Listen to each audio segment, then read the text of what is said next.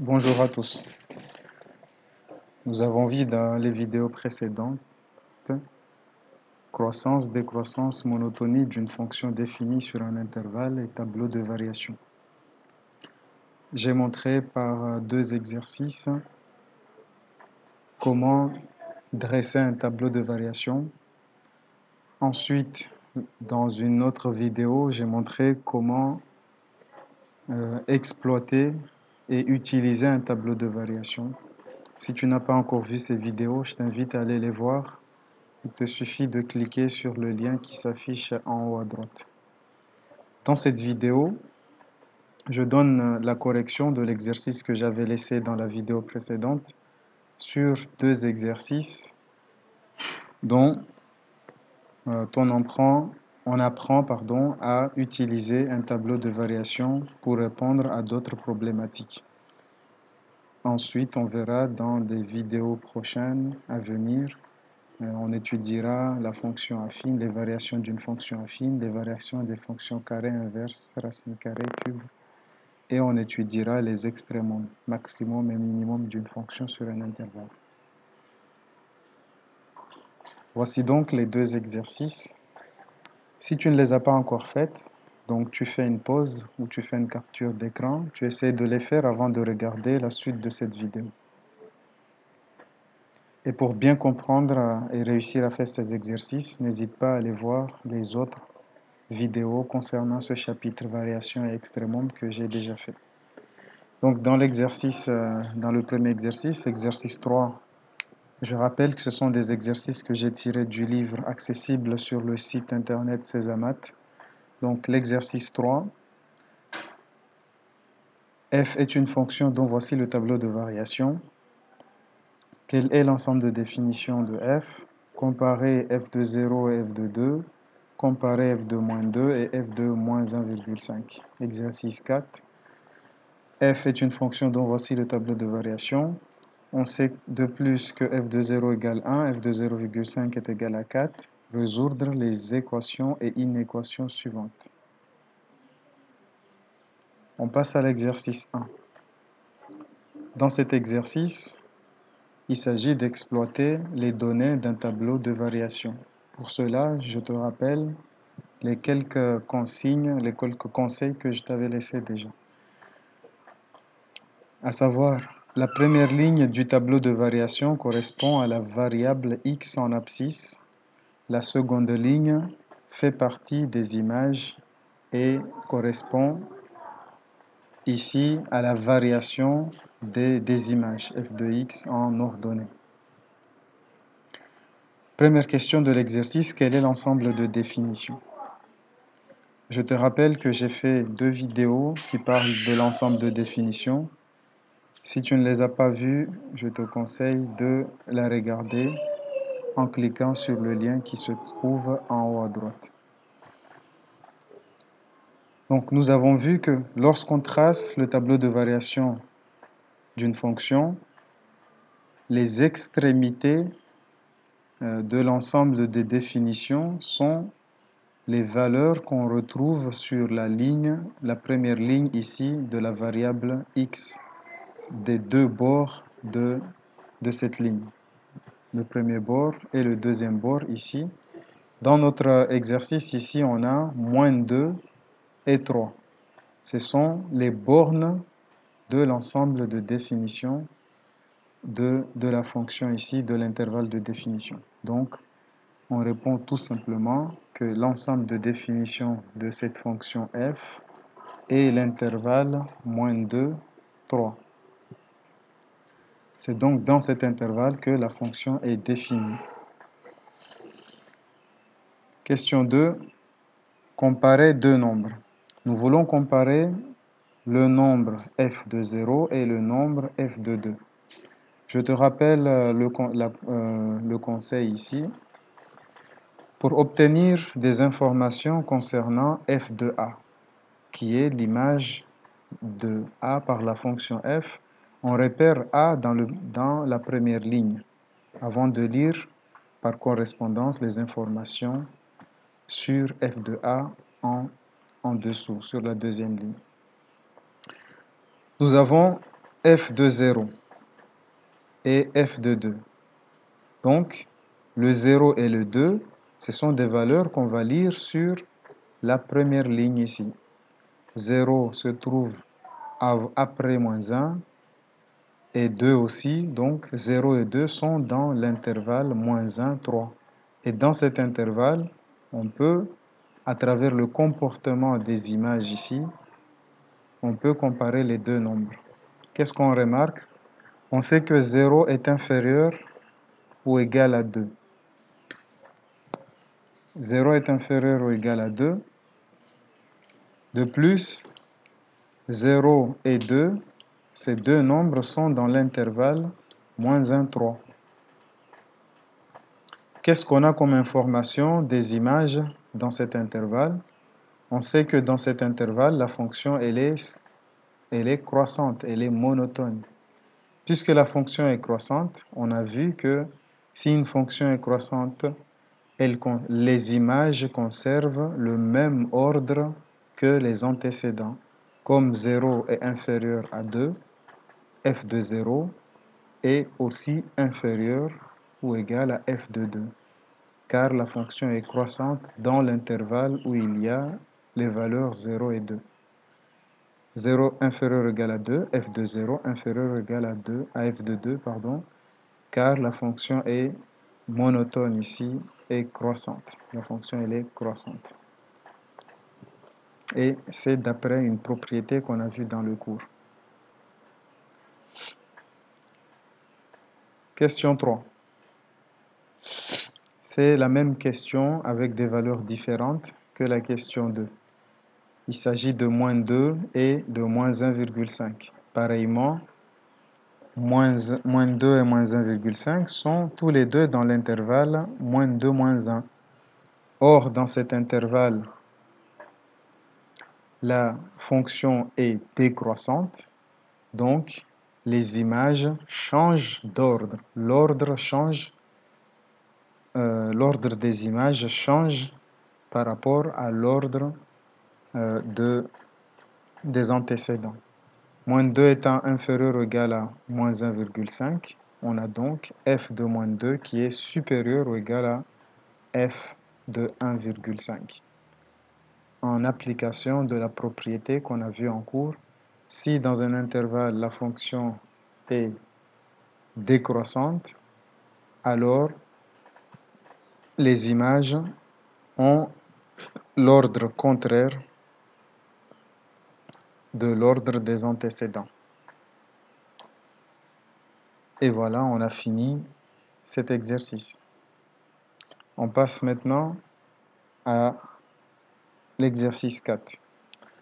On a une fonction, le tableau de variation d'une fonction. On a des informations de l'énoncé ici qui nous dit que f de 0 égale 1, f de 0,5 égale 4. À ne pas oublier, je te rappelle, la consigne ici, le conseil ici, il ne faut pas oublier les informations nécessaires que donne l'énoncé. Donc on veut déterminer les équations, les solutions de l'équation f de x égale 4, f de x, les inéquations f de x strictement supérieur à 4, f de x inférieur ou égal à 1, f de x supérieur strictement à 1. Pour cela, on va servir des informations du tableau de variation sans négliger les informations données par l'énoncé ici. Et pour cela, on va s'intéresser aux intervalles sur lesquels la fonction est monotone, croissante ou décroissante.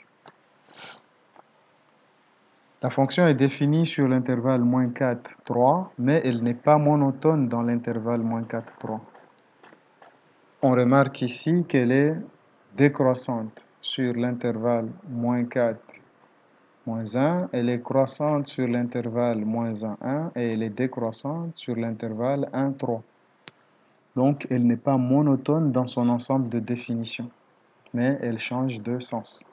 Donc, on va s'intéresser dans chaque intervalle où la fonction est monotone, qu'est-ce qui se passe? Est-ce qu'on a des solutions ou on n'a pas de solution?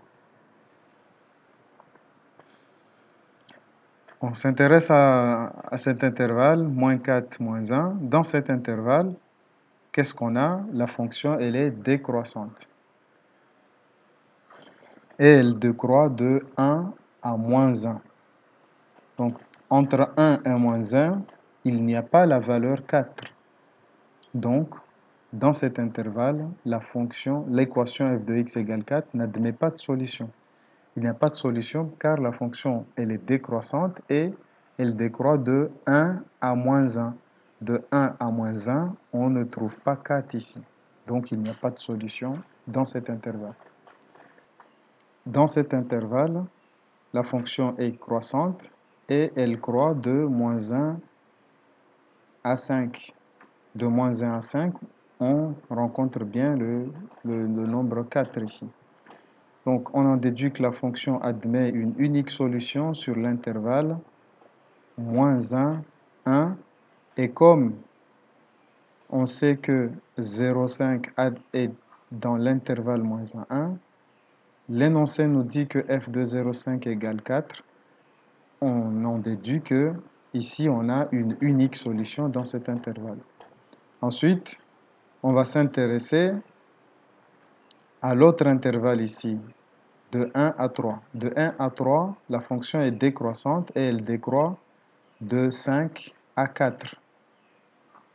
Et on lit d'après le tableau de variation que l'image de 3, c'est 4. Donc on déduit aussi que dans cet intervalle,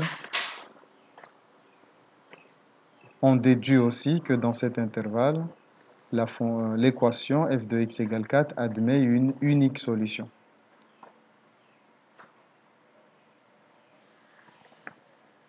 Par conséquent, l'équation f de x égale 4 admet deux solutions dans son ensemble de définition. Les solutions sont 0,5 et 3. 0,5 est donné par l'énoncé, 3 est donné par le tableau de variation de la fonction f. On passe au petit b. Donc, pour le petit b, on connaît les solutions de l'équation f de x égale 4 qui sont dans l'intervalle moins 1, 3. Et dans cet intervalle, 0,5 est dans l'intervalle moins 1, 1.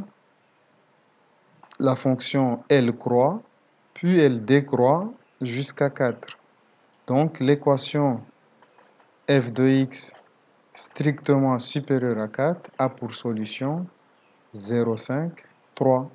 Car dans l'intervalle 0,5, la fonction, ici, le 0,5 est entre moins 1 et 1. Son image, c'est 4. Et on croît, puis on décroît, mais on ne dépasse pas 4. On décroît jusqu'à 4, on ne dépasse pas 4. Donc, la solution de cette inéquation, c'est l'intervalle ouvert des deux côtés, 0,5, 3. Alors, pourquoi l'intervalle est ouvert? Car l'inégalité est stricte. Comme l'inégalité est stricte, l'intervalle est ouvert des deux côtés. On ne prend pas les valeurs ici pour lesquelles f de x égale 4. On passe maintenant au petit c. Pour résoudre l'inéquation, on peut d'abord s'intéresser à l'équation f de x égale 1. L'équation f de x égale 1 admet une unique solution dans l'intervalle moins 4, moins 1, et cette solution, elle est donnée par le tableau de variation, car f de moins 4 égale 1. f de moins 4 égale 1, on a donc une première solution ici dans cet intervalle. Cette solution est unique car la fonction, elle est décroissante et elle décroît de moins 1 à 1, de 1 à moins 1, pardon.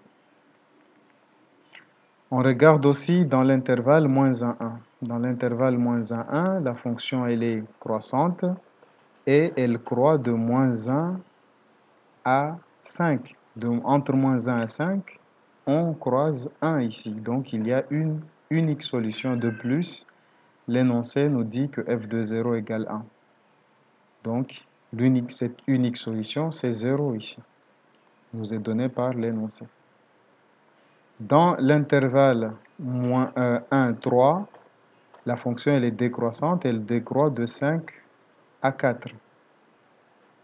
Et de 5 à 4, il n'y a pas 1. Donc il n'y a pas de solution dans l'intervalle 1, 3. L'équation f de x égale 1 n'admet pas de solution dans l'intervalle 1, 3. En conclusion, l'équation f de x égale 1 admet deux solutions sur son ensemble de définitions, à savoir moins 4 et 0. Moins 4, on le retrouve sur le tableau de variation. La solution 0, on la retrouve sur la donnée de l'énoncé ici. f de 0 égale 1, f de moins 4 égale 1. Ce sont les deux solutions de cette équation dans son ensemble de définitions dans l'intervalle moins 4, 3. À partir de là, on peut résoudre l'inéquation en vérifiant ici, on décroît de moins 1 de 1 à moins 1, puis de moins 1 à 1. Ici, on s'arrête à 1 lorsque x est égal à 0. Donc ici, ce sont des valeurs, des images qui sont inférieures dans l'intervalle moins 4, 0. On a des images qui sont inférieures ou égales à 1. D'où l'inéquation f de x inférieure ou égale à 1 admet pour solution les nombres de l'intervalle moins 4, 0. Dans l'intervalle moins 4, 0 ici, 0 se trouve entre moins 1 et 1. La fonction, les images sont inférieures car il décroît de 1 à moins 1, puis de moins 1 à 1, donc ils sont inférieurs ou égales à 1. L'intervalle est fermé des deux côtés car l'inégalité est large. Pour finir, ici, puisqu'elle est inférieure ou égale à 1 dans l'intervalle moins 4, 0, on en déduit que f est supérieur ou égal à 1, supérieur ou égal à 1 pour des valeurs de x qui sont dans l'intervalle 0, 3. Parce qu'à partir de 0, les images croient, puis décroît, mais ne descendent pas, ne dépassent pas 4. Donc, à partir de 0, les images croient. C'est pour ça qu'on en déduit que l'inéquation f de x strictement supérieur à 1 a pour solution les nombres de l'intervalle 0, 3. 0 est exclu car l'inégalité est stricte. 3 est inclus car son image est une valeur strictement inférieure à 1. Strictement supérieure à 1. Ce qui nous donne donc cet intervalle. On a fini cet exercice. Je te propose deux autres exercices facultatifs pour t'entraîner et bien maîtriser cette notion de tableau de variation. Dans l'exercice 19, pour chacune des courbes suivantes, établir le tableau de variation des fonctions représentées. Dans l'exercice 25, voici le tableau de variation d'une fonction f. Comparer si possible les nombres suivants en justifiant. Résoudre l'inéquation f de x supérieure ou égale à 0, sachant que f de moins 1,5 égale 4, résoudre les inéquations f de x inférieure ou égale à 4 et f de x strictement supérieur à 4. Donc tu peux faire ces exercices, m'envoyer ta copie, c'est facultatif. Si je remarque qu'il y a un grand nombre d'élèves qui m'envoient une copie de ces deux exercices, je ferai la correction et je la publierai ici. Sinon, ce n'est pas très nécessaire. Ceux qui m'enverront, je leur corrigerai leur copie directement. Voilà, merci d'avoir suivi cette vidéo. Il te reste maintenant à la partager aux élèves de seconde ainsi qu'aux élèves de première ou terminale. Ça peut leur servir de révision. N'oublie pas de regarder les autres vidéos pour bien comprendre cette notion. Et sur ce, je te dis à bientôt.